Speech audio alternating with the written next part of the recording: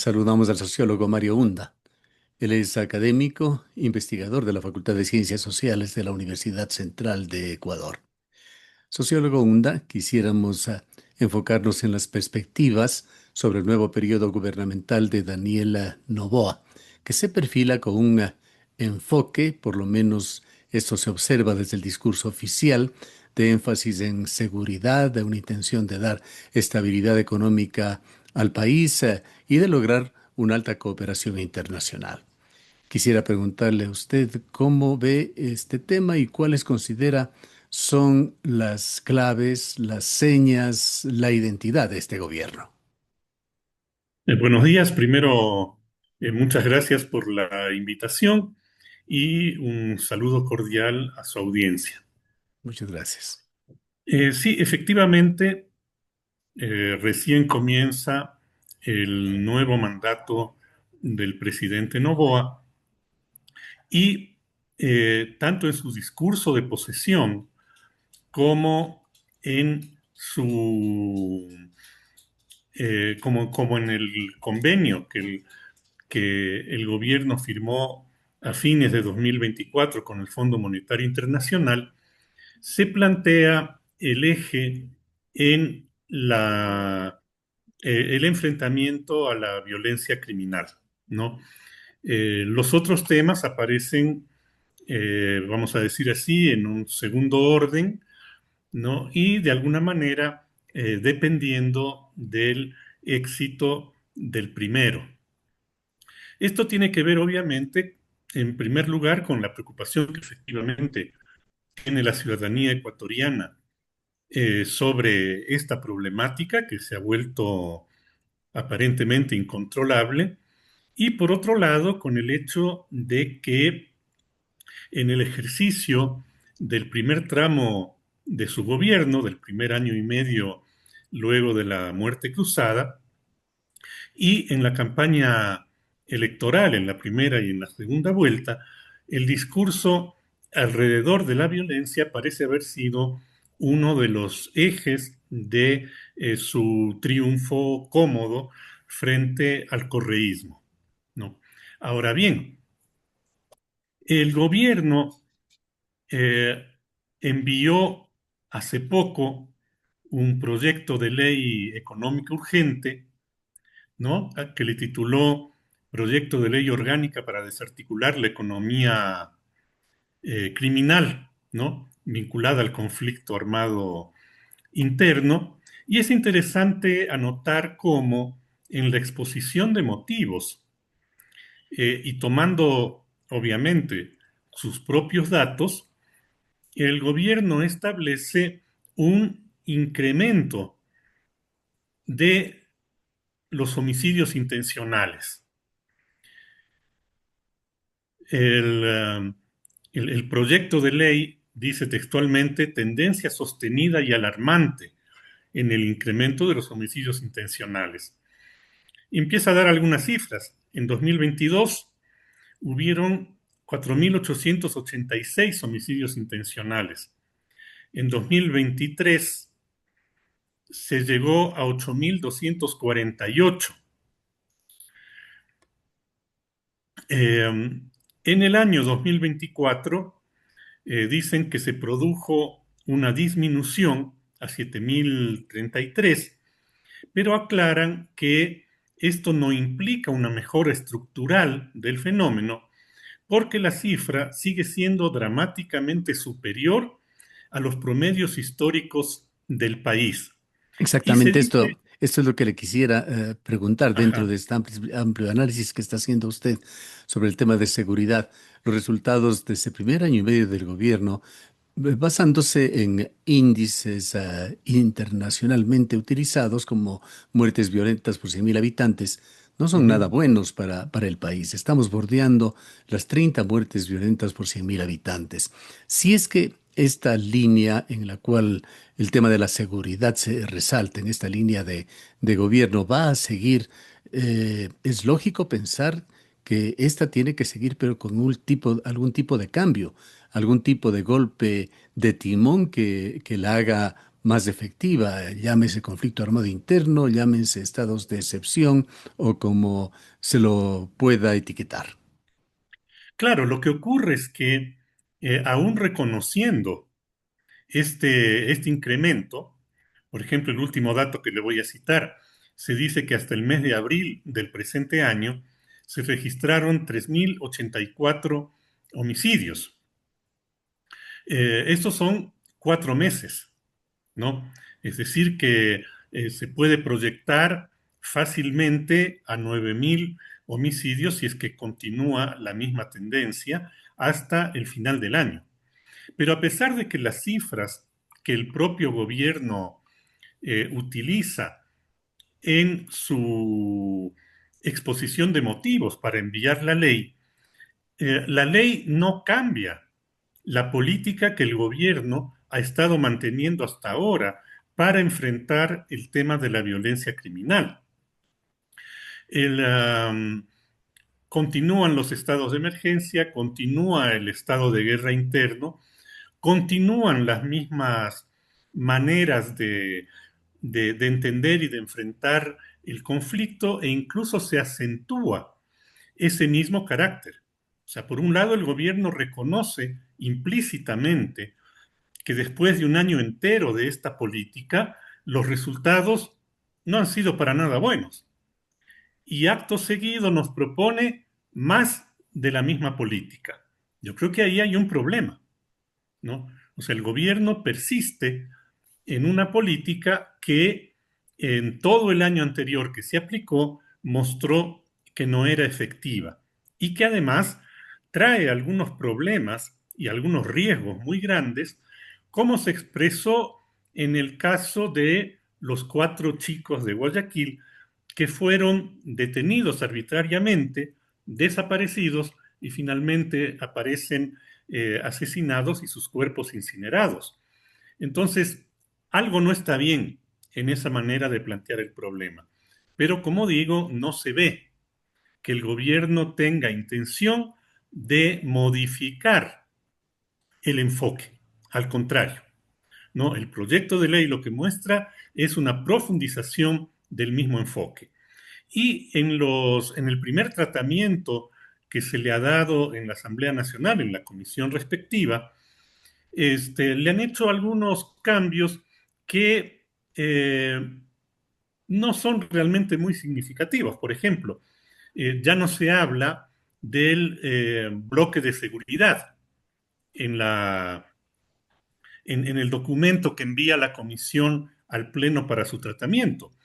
Pero eso no cambia en realidad las cosas porque el bloque de seguridad ha estado existiendo durante todo este año sin ninguna ley que lo habilite. Por lo tanto, nada hace pensar que el hecho de que en esta ley no esté mencionado significa que el fondo de la cuestión va a ser cambiado, incluso que esta misma instancia ya no exista, ¿no? Porque, como digo, ha existido durante todo un año sin necesidad de ley, ¿no es cierto? Eh, este creo que es un tema, Ya, ¿no? esta ley, antes de salirnos del Sí. tema de solidaridad nacional, como lo etiquetó finalmente la Asamblea, no tiene un aspecto que se lo trata de enfocar con nuevos criterios, con una visión más fresca y posiblemente más moderna para combatir las economías criminales, es decir, atacando a lo que es la economía, así como la pertenencia de cualquier persona, de cualquier sujeto, a estas entidades criminales organizadas. Bueno, pero si usted revisa la ley, los artículos que tratan sobre el tema de la economía y cómo se va a enfrentar el ataque a la economía criminal son muy pocos. La mayor parte de la ley no se refiere a la economía. La mayor parte de la ley se refiere más bien a esta instrumentación, ¿no? Eh, en el Estado, ¿no? Por lo tanto, no hay este cambio, ¿no? Porque además, y yo creo que esto hay que reconocerlo, ya hace bastante tiempo en el Ecuador, varios estudiosos de la temática de la violencia han insistido en que el tema fundamental es la economía. ¿Por qué? Porque el narcotráfico es un negocio como cualquier otro y funciona como tal negocio. Entonces, si es que no se diseñan políticas para tratarlo efectivamente como lo que es, ¿no? Entonces creo que se está disparando a un blanco equivocado, ¿no? Eh, Eso en relación al primer tema, que es el tema de la violencia. Ujú. Ahora, el tema de la violencia es eh, un aspecto apenas de la situación económica, política que se debe enfrentar. Pero no deja de ser un eje transversal No, no, que este está es, por afectando eso, a todos los, las actividades, y a todas las personas en el país. por eso comencé con ese. Ujú. O sea, es Claro. efectivamente, Iríamos de entonces al segundo gran tema que preocupa aquí en el país, que tiene que ver ya directamente con la economía, en este caso de los ecuatorianos, las oportunidades, el empleo. ¿Qué se espera de esta segunda fase de gobierno? bueno, yo creo que eso hay que mirarlo en conjunto. El empleo no es un dato aislado, no es una burbuja que esté flotando en el aire, sino que se refiere directamente al conjunto de la visión de política económica que tiene un determinado gobierno, ¿no? Entonces, el empleo depende de la marcha de la economía, en buena parte, y depende también de políticas sociales, ¿no? Son un poco los dos ejes desde los cuales hay que ver en cualquier caso el tema del empleo. Así que ubiquémoslo en ese marco. Eh, ¿Dónde podemos nosotros encontrar elementos para analizar el modelo económico del gobierno de Noboa? Evidentemente, un primer lugar en donde indagar para ubicar el modelo es lo que ha hecho en el año y medio de gobierno que ha tenido. No es un gobierno nuevo, no es que va a haber un viraje especial en algún lado. Y en segundo lugar, en el programa económico que el gobierno acordó a fines de 2024, es decir, apenas hace 5 meses, con el Fondo Monetario Internacional. Si nosotros miramos la carta de intención que firma el gobierno de Noboa con el Fondo Monetario Internacional, encontramos que el eje es el equilibrio fiscal, ¿no? No hay en esto ninguna novedad, porque todo gobierno de carácter neoliberal ha planteado como el eje central de la economía el equilibrio fiscal. Ahora bien, ¿cómo pretende el gobierno lograr este equilibrio fiscal? Entonces vamos a encontrar básicamente dos puntos. El primer punto, la reducción del gasto público, y el segundo punto, el incremento de recursos. En cuanto a la reducción del gasto público, plantean primero la eliminación de subsidios. Esto implica un incremento en los precios de los combustibles, del gas y probablemente de otros servicios públicos. Habrá que ver cómo se manejan con esto, porque en la propia carta de intención se reconoce que con las últimas medidas tomadas en relación con los precios de los combustibles, este rato en el Ecuador, esos precios ya están equiparados al nivel del mercado internacional. Eso quiere decir que cualquier incremento que se haga va a ubicar el costo de los combustibles en el país por encima del costo que tienen en el mercado mundial. El segundo elemento dentro de la reducción del gasto público es homologar la empresa pública a la empresa privada. Esto tiene que ver con aquel discurso que venimos escuchando desde hace 40 años, de que la empresa privada es más eficiente que la empresa pública. Acá solo quiero hacer un pequeño paréntesis, porque este discurso se viene diciendo antes y después de la crisis bancaria que desarmó la economía del país a inicios del siglo XXI. Sin embargo, es un discurso que se sigue manteniendo. Ahora, ¿qué implica homologar? Eh, y por el lado de la eficiencia. O sea, significa básicamente que la empresa pública empiece a regirse por la búsqueda de réditos económicos. Y esto en todas partes que se ha implementado, porque esta misma política ya se planteó en el periodo neoliberal anterior.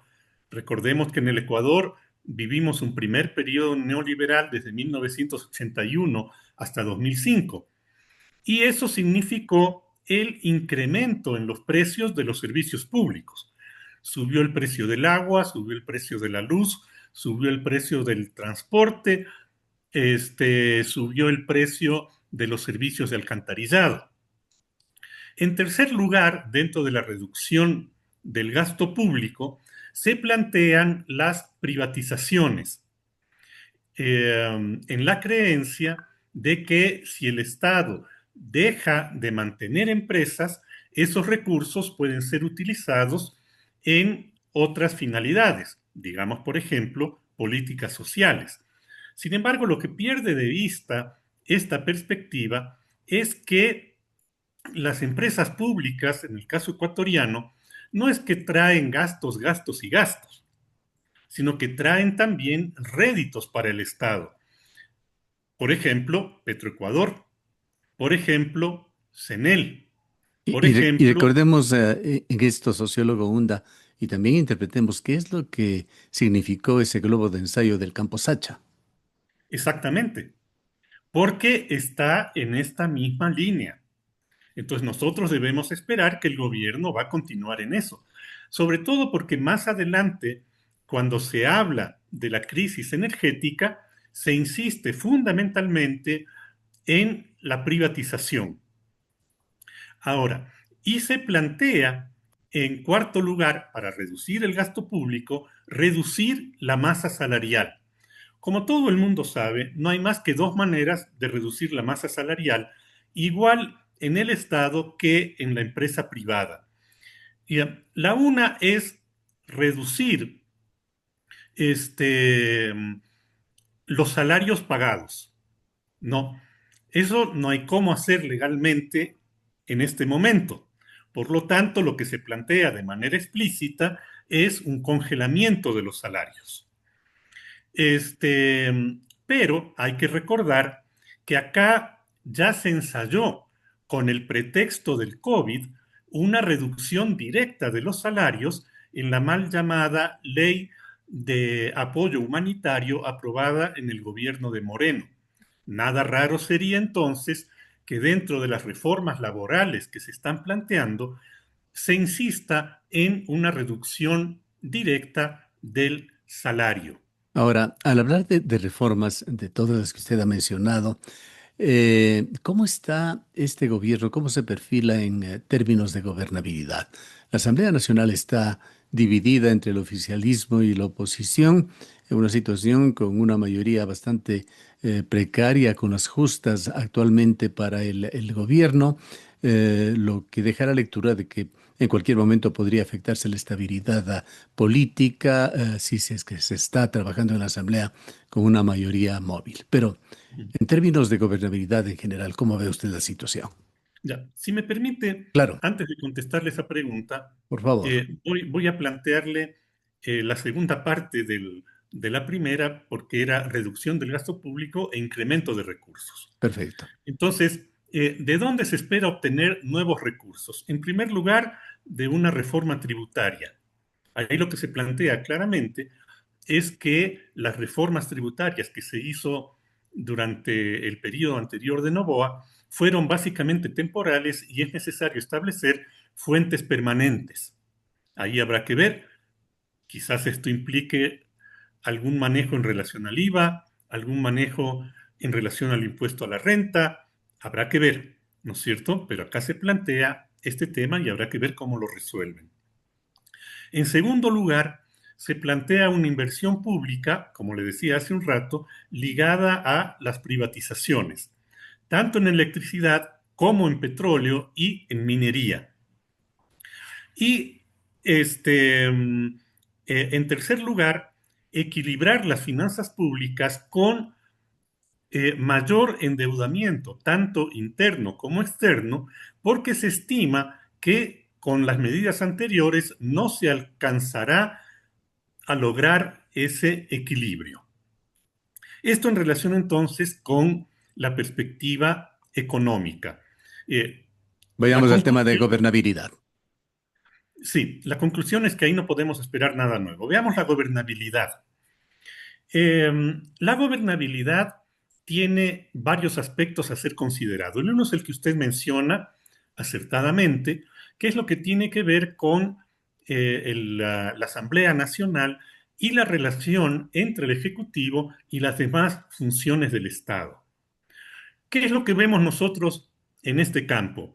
En primer lugar, ciertamente, la mayoría que tiene el gobierno en la Asamblea ahora puede ser caracterizada como una mayoría precaria en la medida en que tiene la base de acuerdos puntuales a cambio de ciertas ubicaciones en puestos dentro de la Asamblea o quizás también dentro de alguna otra instancia estatal.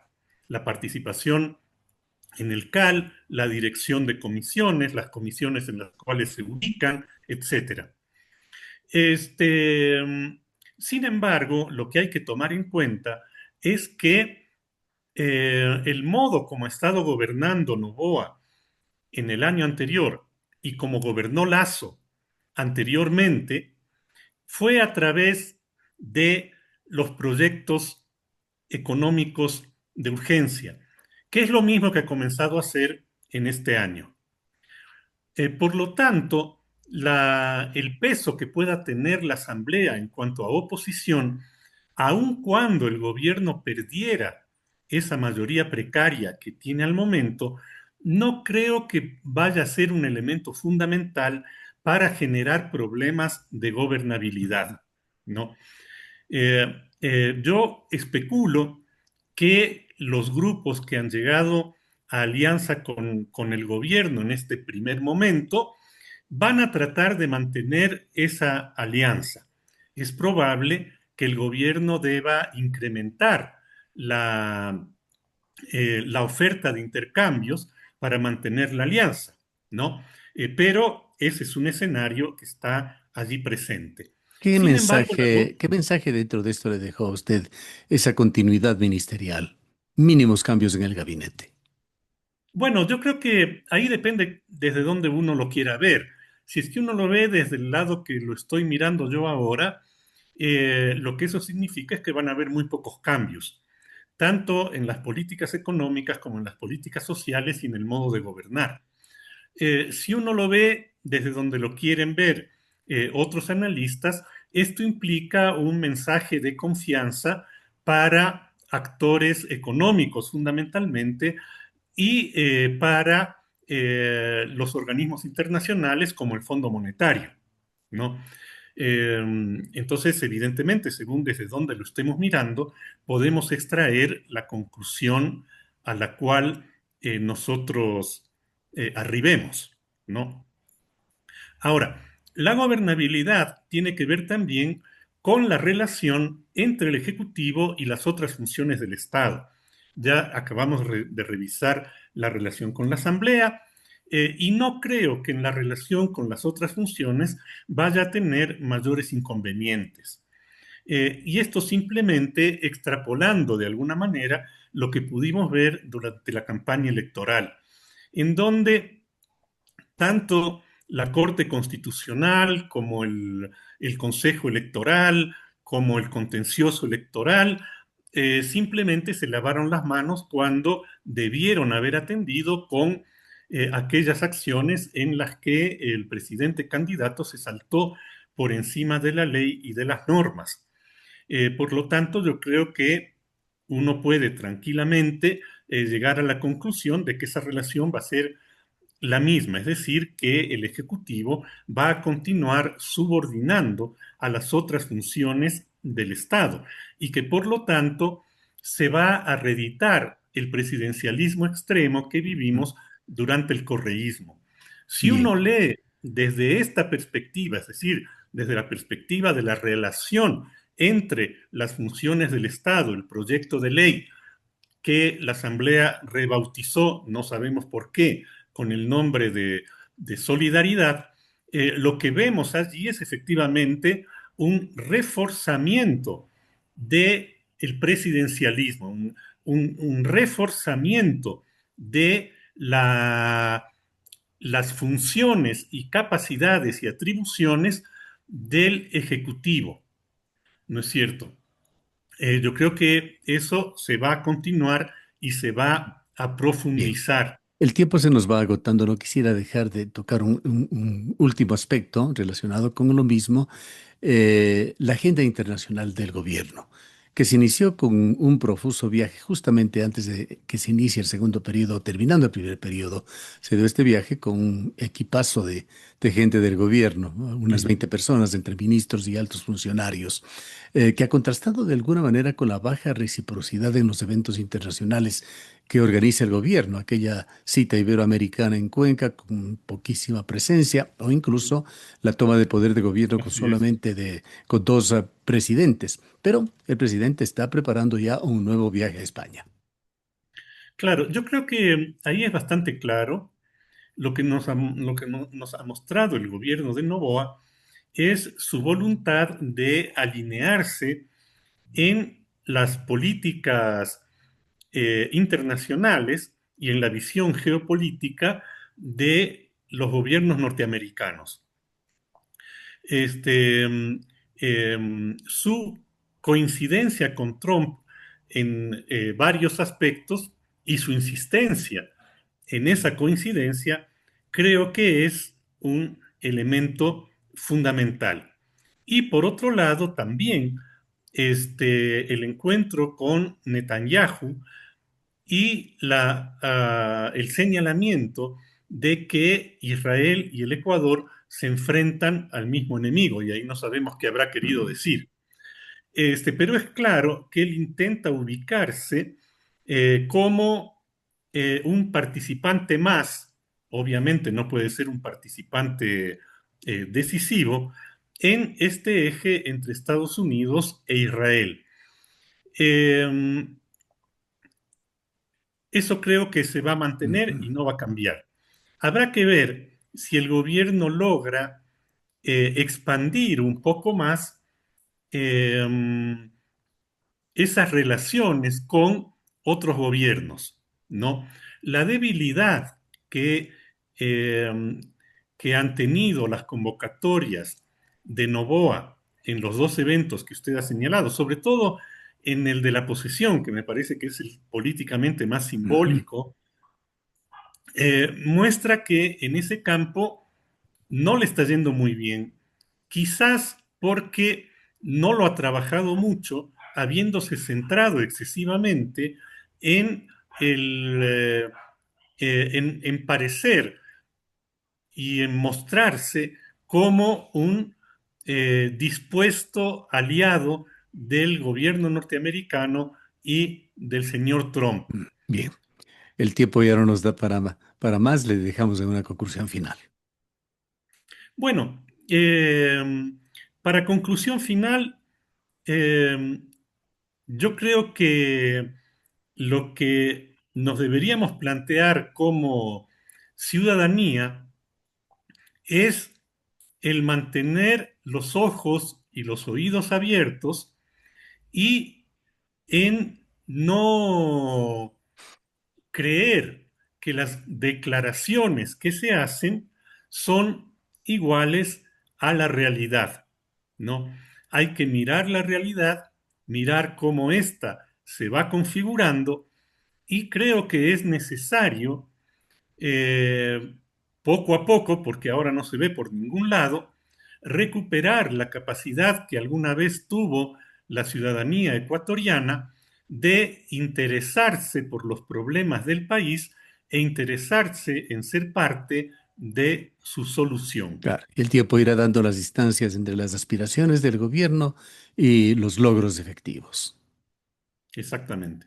Bien, le agradecemos muchísimo por haber estado con nosotros. Al contrario, yo soy el agradecido con ustedes por permitirme conversar y expresar algunos puntos de vista. Declaraciones del Muchas sociólogo gracias. Mario Hunda, académico e investigador de la Facultad de Ciencias Sociales de la Universidad Central del Ecuador.